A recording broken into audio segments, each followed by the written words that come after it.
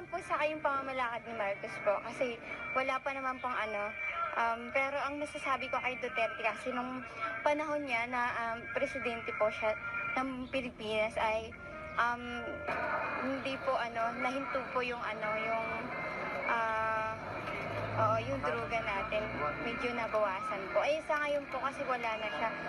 Umaaligid-aligid na naman yung mga adik dito. Medyo, tsaka madami nga nangyayari na may mga nagagahasa, di ba? Kaya, kay Duterte ako.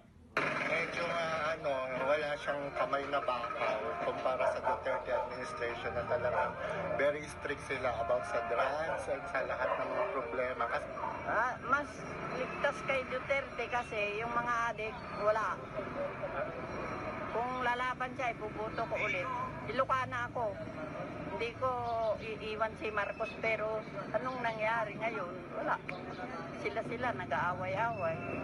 Dapat ipakita nila sa amin na walang away. Sa yung Pilipino kasi tumataas po yung lahat ng bilihin.